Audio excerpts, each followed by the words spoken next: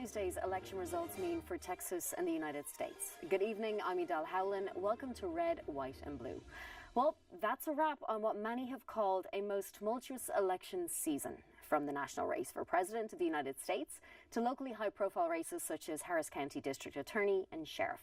This was a season that saw constituents dizzy with debate, campaign speeches and what some would say some mudslinging over the last year. But was the heated campaigning enough to turn out more voters than usual?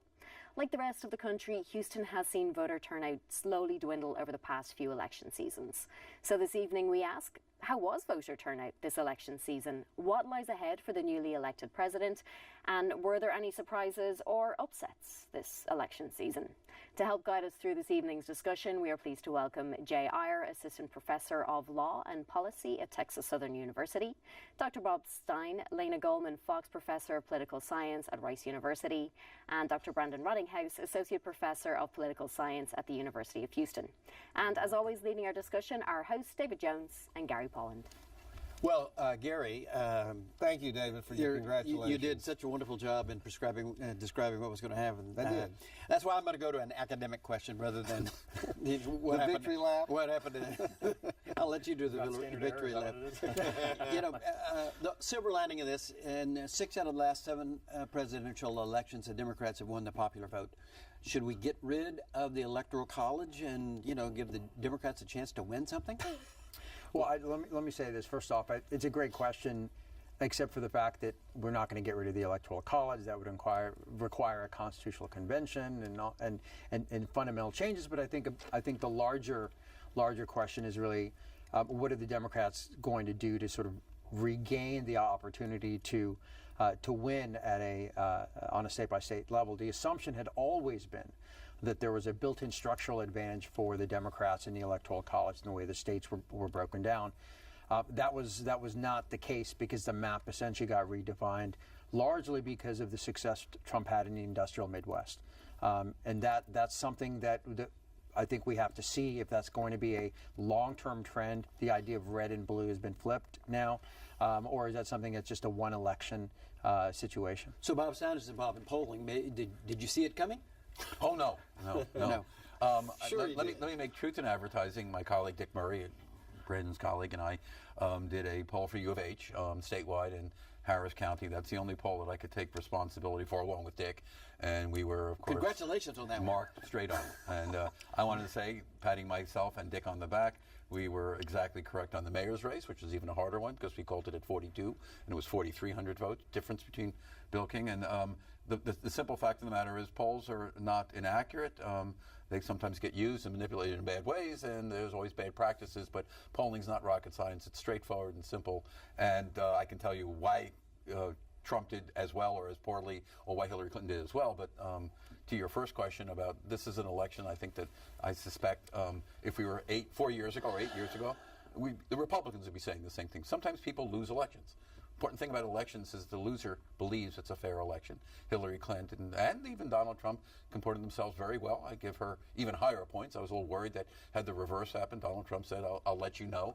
But he didn't have to. You didn't hear her say it was rigged whenever Comey issued his letter 11 days out. I would characterize this as she ran a great campaign and she was a bad candidate. And by that I simply mean she was qualified to be president.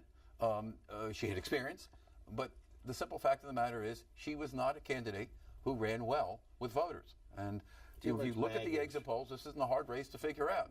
Among women, Hispanics, African Americans, and whites, she ran 4 to 6 points below where Barack Obama did in 2012, correcting for the turnout rates. What's a stunning number for me is that 80% of African American men in the exit poll voted for Hillary Clinton. You say, well, that's a great number. 20% didn't vote for Hillary Clinton? They showed up. I mean, these are not people who said they were voting. These are exit polls. She ran 6 points behind with women. No, I think the big problem here is that Hillary Clinton just simply couldn't sell the goods. I think Jay hit it right, and the polling numbers would suggest there were late deciders in 3 of these states. I can talk about that later on, but It's not rocket science. The polls didn't miss it. The predictors missed it, and that's important. Did the Democrats pick the wrong candidate? I think that they picked the candidate that seemed the most expedient. I mean, the fact is that kind of her era of the Democratic Party left when Bill Clinton left office, right? She was born of that generation of conservative Democrats, and the party's not there anymore. Their base is different. Donald Trump hit it right on the nose without even having to have a poll, right? I mean, he just instinctively knew it. So for them, I mean, the question is really kind of how do you find a new base? And the Republicans have been better at that. Trump was better at that. And so how they regroup and be able to kind of, find a Humpty Dumpty moment to put everybody back together again is really the question. So Clintonism is dead. So what replaces it? What replaces it, I think, is a kind of hodgepodge of questions at this point. I mean, we'll see what the Republican Party wants to do. It's going to, I think, in large part be determined what leadership wants. So we'll see Mitch McConnell, and we'll see whether Paul Ryan and company can get some kind of a consensus on what to do. But I think they're going to have a pretty good time at this. I mean, Trump has got ideas, but the fact is that I think they're going to be able to push him in some directions that he otherwise might not like to go. So well, they certainly are going to have Jay responsibility for everything because they're going to have they got the House and they got the Senate by a close margin, but they still have it. They got the White House, and soon they're going to have the Supreme Court again. Right. I mean, they have all levers of power. They have every state house, virtually every state house, most legislative offices, and they also have obviously the Congress, both the House and the Senate, the presidency, and will the potential for at least one, possibly three, Supreme Court nominees in the course of 4 years. Yeah, and you know what y'all are thinking? Everyone looking and watching the show is thinking, no. They want more. No. How do they blow it? How do they blow it? Overreach. Actually, I think Donald Trump gives you the lesson.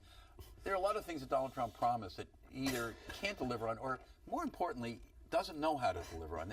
This is a man who's never held elective office. He's run businesses, and how does he run businesses? He hires good people, presumably, by his own account, to run those businesses. He has good people. Mitch McConnell. He has in a speaker someone who, of course, disowned him and now said he did a remarkable turnaround. I think it's a question of whether Donald Trump can allow his ego to suppress. I think he can. In the first 100 days, I think they go after Obamacare. They go after a variety of things, and I think I'll make a bold prediction. I don't think they're going to just look at one court appointment. I think you're going to see Mike Lee and Ted Cruz talk about expanding the court to 3. They know the future may not be a majority. I'm thinking that they're even thinking maybe this guy Donald Trump doesn't want to run for a second term. Right. And of course Ted Cruz and others would love that. But the important point is they know the future is murky. Both parties are looking for a base. And I think what they're going to say is it would be great if we could expand the court to 3 more and then have 4 appointments. And then you talk about a court for a full generation. I mean, you get a person like Roberts at his young age. I wish him well and live him long, but he could live to 80 or 90. Supreme Court justices seem to live long and live well. I think they'll make that move. Whether it's going to work, of course, with not having 60 majority, but I think they're going to make that a midterm issue, and I think they're going to try to push for it. The problem with Obamacare is going to be they've got to come up with an answer. They got to substitute, and that's going to be hard. And of course, 60 votes are not there. But I'm actually optimistic that I think Trump is going to be in this position with Mitch McConnell and Ryan, where they're going to say, let's make some deals here. Because remember, Mitch McConnell and Ryan look like centrist Republicans. They've lost 6, 7, maybe 8 seats. Not a lot in the House, but enough to give their Freedom Caucus a little bit more power. And I think Paul Ryan's saying to himself, I want to govern now. And Trump lost. He might be wanting to run for president, but no one's running for president for at least 4 years, and more likely 8. And if that's the case, why not try to do something? Let's give up on the polling. I want to know whether or not anybody thinks that the Comey letter made a difference because Hillary Clinton was clearly on the move.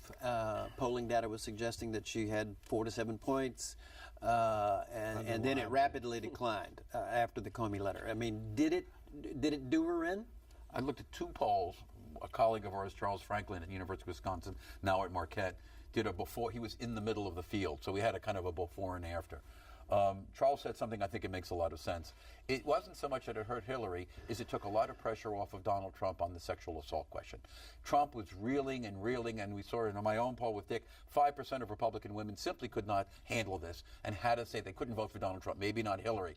What it did was it took the spotlight off of Donald Trump on the issue of sexual assault. It allowed him to do the kind of messaging, whether it's Crooked Hillary or Drain the Swamp, but it were messaging that people heard. We saw that undecided voters in the Republican Party in these 3 states I mentioned, Wisconsin, Michigan, and Pennsylvania, normally people tell you they make their vote decisions before September. probably 55 to 60% before September. In these 3 states, the undecided vote, which ran about double digits, it was close to 58% making their decisions 3 weeks before the election. I think that's what helped him. Now, Brandon, did you think that Trump was smelling the potential for victory with 3 weeks out, where he decided no more rabbit trails, no more commenting on people that really don't matter that I'm not running against? Do you think he actually showed discipline? I think he did. I mean, he steered into the skid on these issues, and I think that, Comey didn't hurt him. It didn't help him as much, perhaps. But, they were able to turn it around. And the fact is, if this is something that repeats itself in the presidency and he's able to actually be able to put some deals together, it could be an interesting time. It could be that there's a Republican resurgence. And I know Gary is like, going to be apoplectic about it. But the fact is that this could be a Reagan moment, right? And not in a, recreation style, but rather in the technique, the ability to be able to rally people, to be able to use a kind of going public philosophy and strategy that can pull people from different parties into the coalition. That could be workable. So I think that there's an opportunity for him if he uses it right, and there have been very few moments, but some moments where he's done so. I do think there's one thing that we should talk about, and that's the sort of the lack of intensity of support in terms of from the Democratic base. I mean, I think one of the things is I think some of the final numbers are out, but this is an election cycle where we had fewer voters than since 2000. And so part of it is that we saw this with it, and there were some comments about it. The number of people attending rallies at Democratic events was down. She was having a difficult time generating a certain level of intensity. He was drawing a tremendous amount of support. So just anecdotally, there was a sense that he had built some momentum, particularly in the Midwest. And you saw that in the last week or so. He was in Michigan. He was in Pennsylvania. They recognized that the industrial Midwest was always the route for him. I mean, effectively what he did was he took the traditional Republican base in the South and married it to sort of the old school Reagan Democrats, what we used to call back then, right? Which is blue collar, disaffected voters and won states. Again, he didn't get a majority of the votes of people who actually cast votes, but he did it in key strategic places enough to win an electoral college majority. Interesting comment. I was going to tell you, I talked to an advance man for Trump, who actually has been around a long time, was actually with Reagan when Reagan was shot. So that's how long he's been in advance. And I asked him how it was working. And it's a fascinating story. The person running Donald Trump's campaign and deciding where he goes was Donald Trump, not anybody else. And he would decide 36 hours, 24 hours before where they're going. And then he had this 22 million email, tweet list, Twitter list, and he would send the word out, and 10 or 15,000 people would show up. It was, he described it as, I've never seen anything like this. This is the power of the social media. Right. It's just incredible. I think he's going to hate being president, because being president is all about schedules and rules and these incremental things. No more Twitter. You don't want to take baby steps. He wants to take big, bold action. No one's going to be satisfied issuing a proclamation to be able to change the general system preferences. That's boring, right? He wants big change, and that's hard to do in the White House, even for somebody who's got a big size. So he does it for a year and he moves on? Well, he's 74, almost 75, and I wish him well, and doesn't look like a little heavy, but not obese, because, of course, he gained an inch over the election. But the interesting question, I thought, when you look at the map of the 3,000 counties, what I found very interesting is you had these 5 states, the 3 I mentioned before, Michigan, Wisconsin, and Pennsylvania. Pennsylvania was a hair of a victory. But what I noticed was that the turnout in rural areas, which are small areas, was phenomenally high. A traditional Republican track is to really work their base, to turn out at 70 and sometimes 80%. They're small numbers. Dane County, north, and then you start getting into Baraboo, Wisconsin, a state I know well. You'll find a couple of 1,500, but they're all voting. Whereas in Milwaukee County, where the concentrations of populations are, you'll get at 60%. Here's the interesting question, and it's the same problem I'll talk about with Texas. The electorate is aging out. And that's a nice way of saying people die. Yeah. We know that age is a good predictor of voting, but it's curvilinear. That is, when you get really old, 75, 85, 90, you don't start voting. Unless you live in places like Chicago, dead people don't vote. And the problem with the Democrats, for the Republicans, is the cohort, the population that's coming in, who are 55 and 65 or 45, they're disproportionately non-Anglo. In the rural areas, that population is just getting smaller. When I was asked how we got it right in Texas, I started looking at my sample, and what I found was I didn't have a rural problem. didn't have a rule of vote. As we all know, Texas tends to be a constant. You have 554 counties, and about like 6 of those counties have 50% of the population in or around the suburbs. So we don't really have a rural vote. But you do in Pennsylvania, you do in Wisconsin, you do in states like Michigan, and they're substantial, but they're aging out. And the question then becomes, what replaces them? In those states, nothing replaces them. You know what's going to happen in 2020. Howe's going to lose probably 3 to 4 House seats. Michigan's going to lose that many seats. Wisconsin, they won't be that electoral vote. So for both parties, I think Brandon's right. It's like, if you're a two-party, in Europe, in multi-party systems, no problem. Right. But in a two-party system, they have to compete for what is becoming a predominantly non-Anglo electorate. And one of the things that Karl Rove said better than anyone was, Republicans are natural allies for Hispanic voters. So why not see that reach out? This election, 6 points less than a Barack Obama Hillary got. Is this the beginning of the breakthrough? People forget, Greg Abbott, 38 to 42% of the Hispanic vote. The Bushes did well. Question is, what are those Hispanics in Florida, North Carolina? We forget, we think of only Texas, New Mexico, and Arizona. But Hispanic voters spread out along the southeast corridor, along the Carolina border and South Carolina, and that's a real challenge for Republicans. So which Democrats are going to pick up the agenda that was the Elizabeth Warren, Bernie Sanders agenda that includes rampant inequality, persistent poverty, decaying infrastructure, Medicare and Medicaid to the states, resegregated education, and the change to the healthcare system that is the most inefficient healthcare system in the industrialized world? Who picks up that agenda and runs with it? Sure, I think you actually answered your question. Elizabeth Warren is sort of the de facto leader of the Democratic Party right now, at least on the liberal side of the equation. That Bernie Sanders message is what she's going to try to push. Now, there is some common ground, and this is, I think, sometimes often missed. On infrastructure, certainly on trade. No, I'll agree. She and President-elect Trump are on the same page. So you might actually see some movement there. But I think on those broader issues, some consumer protection issues, there's some alignment. And criminal justice reform, we don't know what he's going to look like. We don't know what the team around him is.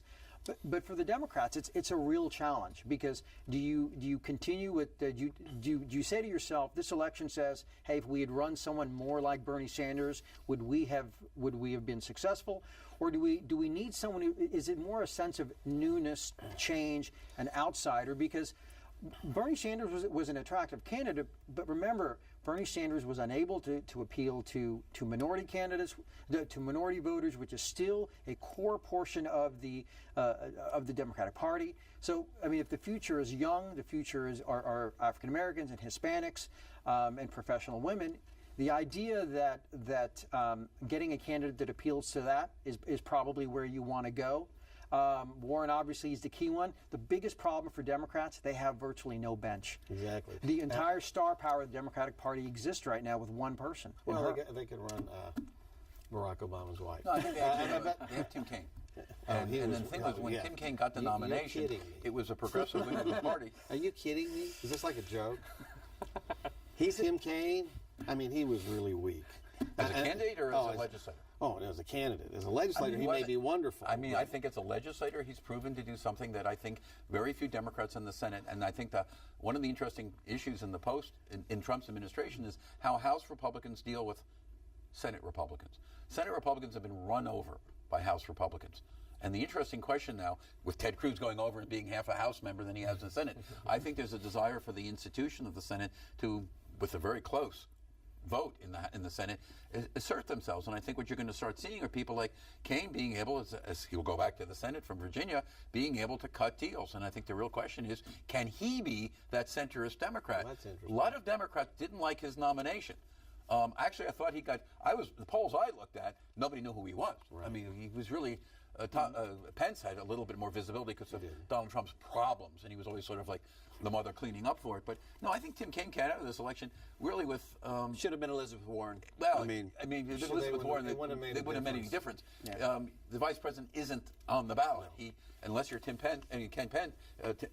Mike Pence, you're helping your candidate stop making mistakes.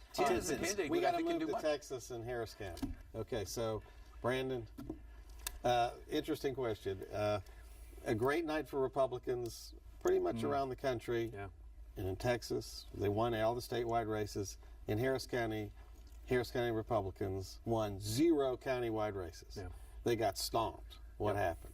I think part of it is that the investment we've been talking about for Democrats has actually finally paid off, right? That all of that talking and all of that footwork, all that knocking on doors has finally paid off. And I think too that the sense that there could be a growing blue tide gave people some hope. And I think the Democrats are desperate to find something. I mean, even if it's a regional success, countywide success, they're looking for something. And so this gave them that. County too. Yeah. I mean, Fort this is the Bend best Democratic run since 1976 when Jimmy Carter actually won the state.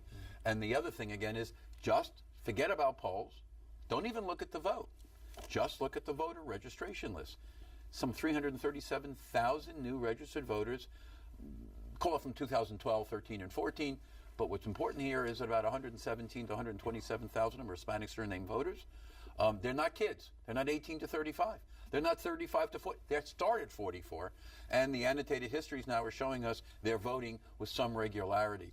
And again, it's that electorate, I call the cohort. What I was finding when I've been doing polls long enough, I have a panel, and I'm looking for these people in 2008 and of course, 12 and 14, and guess what? They're not on the list anymore. And Jay, They're not there.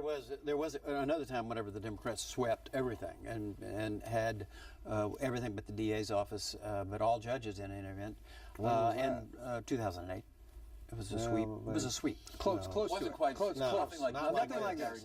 Yeah. 208 No, and 212 were their best years, right, but they right. didn't sweep. Not like but this. not like this. Well, but my question is, what should they be expected to do? County government is in a state of collapse. It's untrustworthy. The jail is farming out people $500,000 a year to other states and and other counties in the state of Texas. You know what happened to Devin Anderson?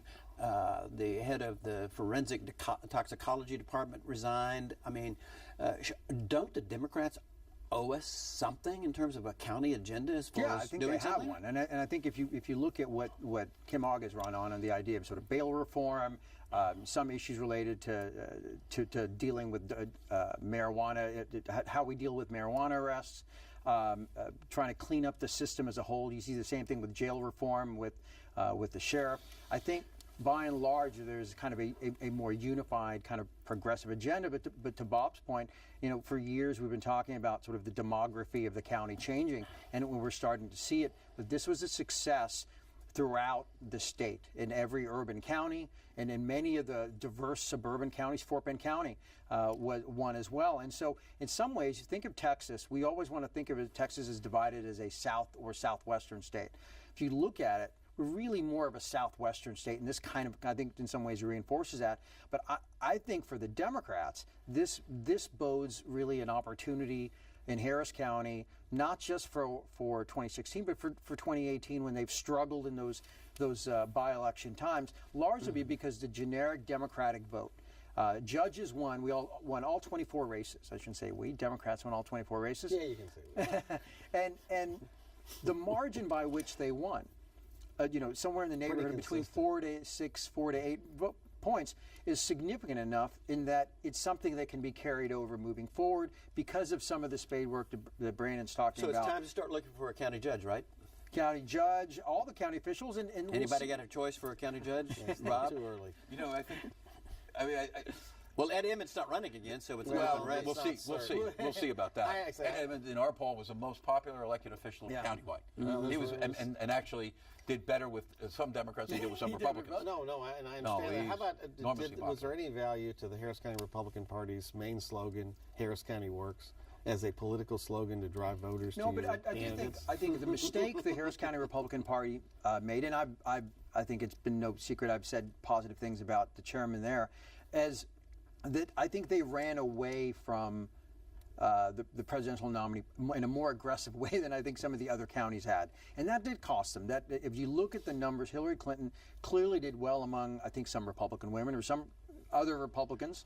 And that showed in her margin. I mean, her margin of victory was north of 10%, which is just unheard of. And so when you consider in the context of how Obama did in 2008 and in 2012. And so I think there was a strategic error on their part. I think they also believed that there was a general view that the county was doing well and the city was doing bad. Something that just I don't think average And they, voters all saw. had, they had all white, and they had all white candidates. And to the Democrats' That, by the credit, way, not true, the Democrats had a number of African Americans and Hispanic candidates. In fact, more African American women were elected judge last night than in anywhere in the state, actually anywhere in the United States at one time. So it's a historical accomplishment. To clarify David's misstatement, there were minority Yes, Republicans yes. running, Many. but Who the lost. party did not do a good job of publicizing them. That's And why actually, David didn't Judge Garza actually ran better than the base Republican straight ticket vote, largely, I suspect, because of her